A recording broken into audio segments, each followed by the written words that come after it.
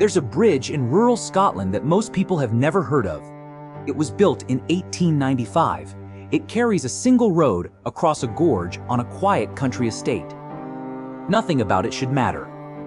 But since the 1950s, over 600 dogs have jumped from it. 50 never came back. Not different spots, not different bridges. The same bridge, the same side, the same 2 parapets every single time. Always long-nosed breeds, always a dry, sunny day. Never once in rain. They don't slip, they don't stumble.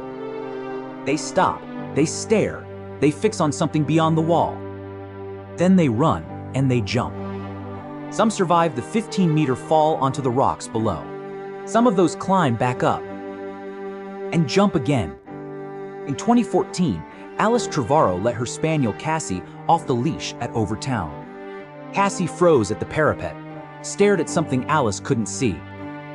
Then, in her words, did a massive leap. She fell 15 meters onto jagged rock. No broken bones, severe bruising. She survived. Cassie has never been back. 2004, Kenneth Makel's golden retriever. He said it happened like someone threw a switch. One moment walking, the next, gone. He heard the splash before he understood what happened. The dog lived. Kenneth has never fully explained what he saw in the animal's eyes in the seconds before. 2016, Lottie McKinnon's border collie Bonnie. Lottie said Bonnie froze, then whined, then became possessed by a strange energy, her exact words, and went over the edge. Bonnie survived. Lottie said what stayed with her wasn't the fall. It was the whining, like the dog was frightened of something. It couldn't stop moving toward. In 2005, after 5 dogs jumped in 6 months, the SSPCA and RSPB sent investigators. Dr. David Sands, canine psychologist, David Sexton, habitat expert. They found mink burrows beneath the bridge, mice, squirrels, pine martens. In field trials, 70% of dogs ran directly toward American mink urine. On dry, sunny days, the only days this ever happens, male mink scent becomes overwhelming. The bridge's thick stone walls block depth perception. The dog smells prey, sees what looks like ground, and follows its nose off the edge. It's a reasonable explanation. It doesn't explain why they come back. It doesn't explain the fixation, the freezing, the staring before the jump. It doesn't explain why in 70 years, not one short-nosed breed has ever jumped. Not one bulldog, not one pug. Only the ones with the keenest noses. Only the ones that can smell what we can't.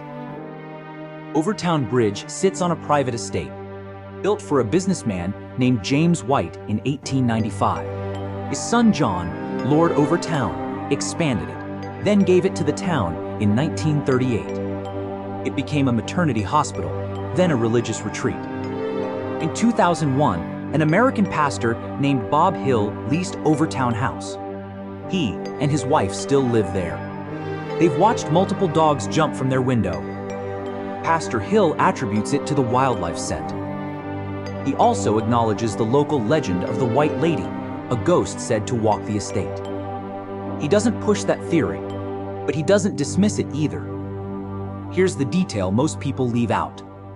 Every recorded jump, every single one, happened on the same side of the bridge.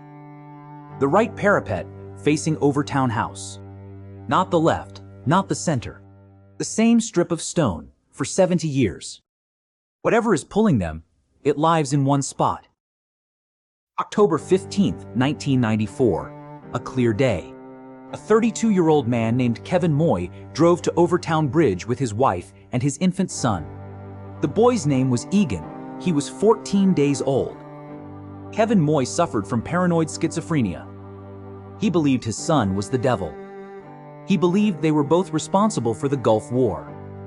He believed the only way to save the world was to end them both. He carried Egan to the west parapet and threw him over, 50 feet down onto the rocks. Then he jumped himself. His wife pulled him back. Police found Kevin at Overtoun House attempting to slit his wrists. He was charged, tried in 1995, found not guilty by reason of insanity, detained indefinitely at Carstairs State Hospital. Egan did not survive the fall. He was 14 days old.